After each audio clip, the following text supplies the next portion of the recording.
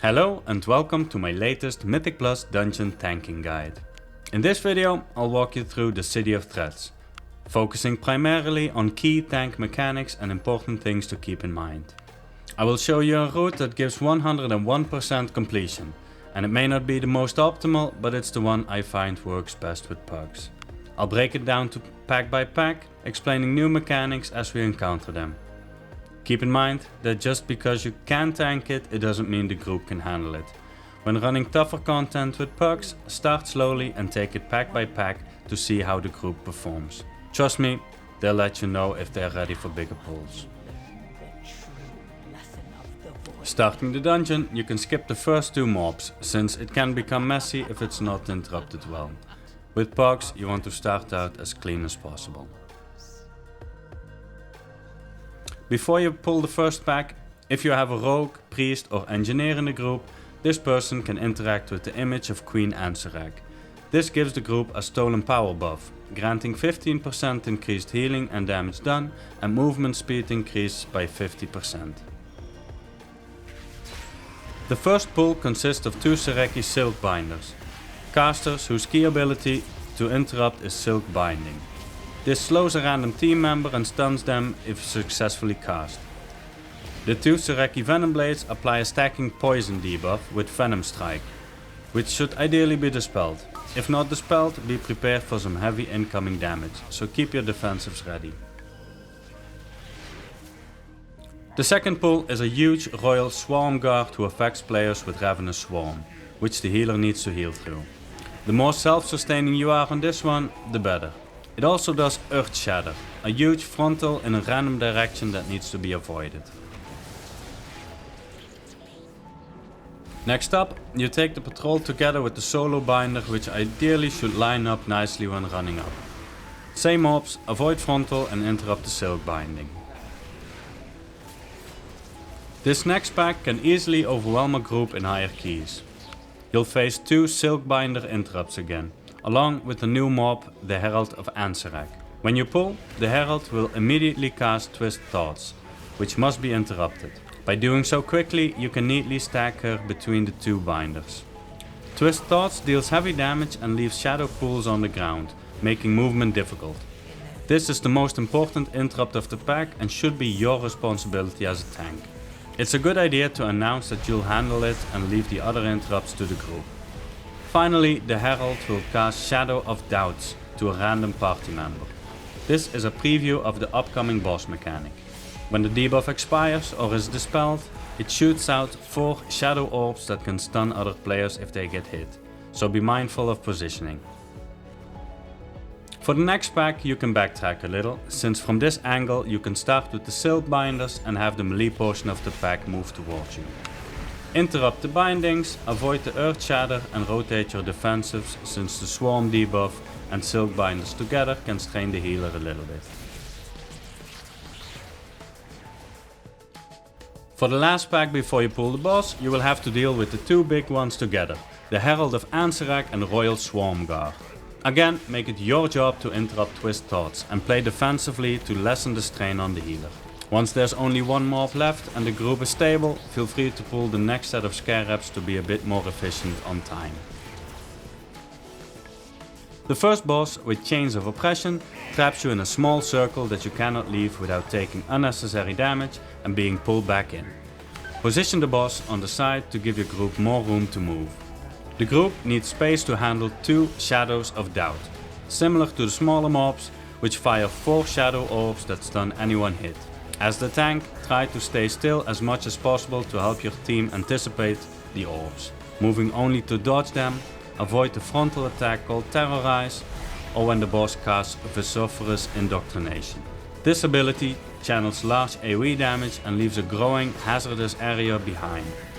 Stand at the edge of the safe zone before the cast ends and move to the next spot, planning ahead to keep enough room, since the boss will do this a couple of times depending on how long it lives. Be prepared for the Tank Buster Subjugate, which often follows after Indoctrination. Use a strong defensive cooldown when moving, as there's a brief moment where you cannot hit the boss. Going over to the bridge, you'll find another big Sareki mob, but this one doesn't do much. Interrupt whatever cast you can and avoid the ground stuff coming from Gossamer Barrage. At 50% health, it will become neutral and move away, basically starting the spy event, where you'll need to find the spies around the area. The first spy is usually right at the start, and it's a straightforward encounter. At some point, she will shift behind a random teammate and perform a large frontal attack called Null Slam. It's well telegraphed, giving you plenty of time to move out of the way. After killing the first spy, you'll need to put in a bit more effort to find the next one. I have found it best to stick to the left side and keep moving left until you spot a group of ghosts. These ghosts form a trail when you come close, guiding you to the next spy. In total, including the first one, you need to kill 4 spies. In this case, since the ghosts appeared early, I knew they were leading me the long way back to the building, so I headed straight for them. Sticking to the left usually leads you to the closest spy near Executor Nizrek, which makes moving to the next boss more efficient and saves time. The next spy also spawns a Marauder and a Pursuer. Aside from some extra damage that the healer needs to manage, the Marauder uses Rigorous Jab, which applies an annoying debuff. While it can hurt in high keys, I've never found it too threatening with proper mitigation. Just rotate defensives carefully.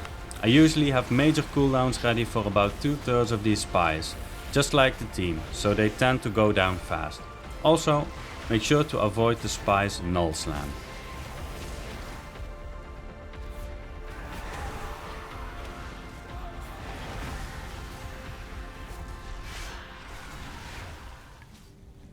The last spy includes an additional add, the Webmancer, which adds an important interrupt to the mix. Grimweave Blast does a hefty chunk of damage to 3 people at the same time, so should be interrupted always to spare the healer. After having killed all the spies, Executor Nizrek becomes active and will lead you to the next boss. Just follow him up the stairs where he opens up the veil. The next bosses, Nyx and Vix, share a health pool. Stack them for extra cleave damage, but watch your positioning for Nyx's first major ability, Shade Slash. Shade Slash, a large frontal attack that must be aimed away from the group. This leaves behind a purple puddle, and when Nyx casts Shade Slash again, an echoing shade will spawn and mirror the attack. At 100% energy, they cast Synergic Step, zipping through the area. Avoid them and stay close to your group while keeping track of the purple puddles. The next abilities that emerge from the puddles are Ice Sickles and Duskbringer, which both deal significant AoE damage. For Icicles, spread out to avoid overlapping the daggers targeting each player. And Duskbringer requires healing through by your healer. As the tank, the most critical mechanic is Rime Dagger, a heavy tank buster that requires strong defensives. It also applies a dot starting at 10 stacks, draining health with each tick. Each player near you removes 1 stack per second, so the dot can be cleared in 3 seconds if everyone stacks well.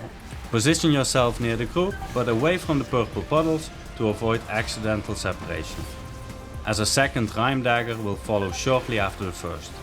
Save some defensive cooldowns for that one. After this, the fight is rinse and repeat. After the boss, we head up to the bridge to the next pack of adds, a Marauder surrounded by Sureki conscripts. This pack deals heavy physical damage. Watch out for the Marauder's Rigorous Jab, and the conscripts introduce Brutal Jab, which applies a stacking debuff that increases your physical damage taken by 10% per stack. These and the following packs are tightly grouped, so you can save time by chaining them together if you rotate your defensives well.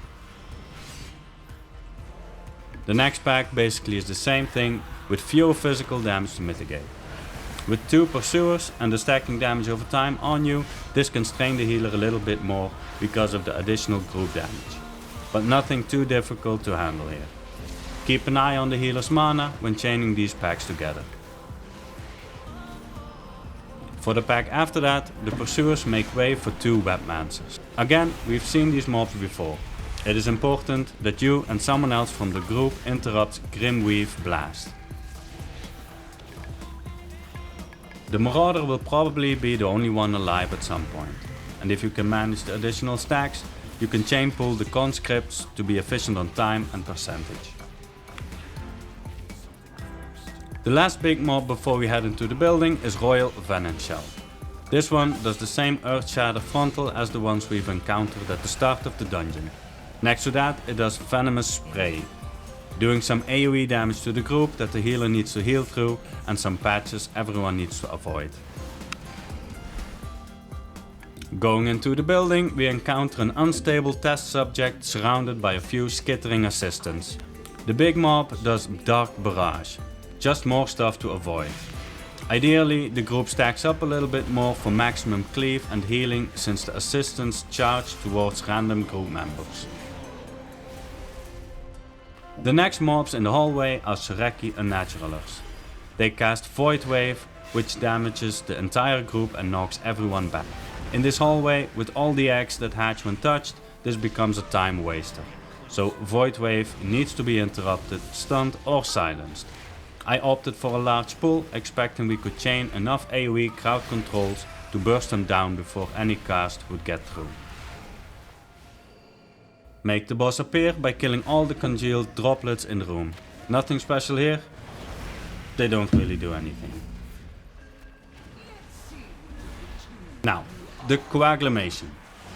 This boss can get tougher the longer the fight lasts, so I chose to use Heroism or Bloodlust here. The fight begins with a tank buster called Oozing Smash, a big hit that needs to be mitigated. And for 10 seconds after, your healing received is reduced by 30%, which is significant, so plan accordingly.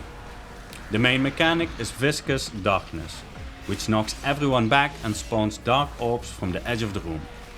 If an orb reaches the boss, he'll heal for 7% of his health, so players need to soak before they reach him. Each soaked orb leaves a puddle that slows movement and applies Corrupted Coating, a stackable debuff that absorbs healing. The longer the fight lasts, the harder it becomes to manage these with the knockbacks and the shrinking safe space. Lastly, the boss does Blood Surge, some additional damage and AoE you don't want to stand in. Also leaving behind an extra large puddle of bad, so consider this when moving the boss. Overall, the fight isn't too difficult, but the combination of mechanics and the increasing area denial can make it feel hectic as the encounter progresses.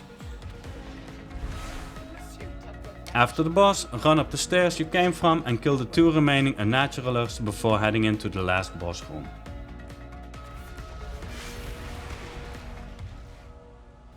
In the boss room, you'll first face 2 large adds, Elder Shadeweaver and the Hulking Warshell. Their combined abilities mirror the upcoming boss fight, and on higher difficulties it is best to split them up. Stick to the left and use the edge of the room to keep the group stacked. Stacking is important because the Shadeweaver casts Umbral Weaving, rooting everyone in place. A small weave will appear that can be killed to break the root. Since there's little else to interrupt, focus on interrupting Web Bolt as much as possible to ease the pressure on your healer. The Hulking Warshell uses Ravenous Swarm, an AoE ability seen earlier in the dungeon, which the healer needs to manage. Its main ability is Tremor Slam, a large AoE that you need to move out of. The slam also summons small scarabs that should be killed as quickly as possible. Once the 2 large mobs are down, the boss will quickly spawn in the center of the room, so be mindful if you don't want to pull it right away. The first ability you'll encounter is Shifting Anomalies, where 3 large orbs move towards a random party member in quick intervals. Getting hit deals heavy damage and knocks you back, but you can avoid them by watching the purple swirls on the ground, indicating their next location. Backpedaling makes it easier for the group to avoid these. The boss will also periodically cast Splice, a big AoE that mostly needs to be healed through. You'll also face the abilities from the previous large mobs, starting with Tremor Slam. Aggro the scarabs and cleave them down quickly. To avoid the orbs, it is best to move as a group and let the scarabs come towards you, so they'll stack up nicely.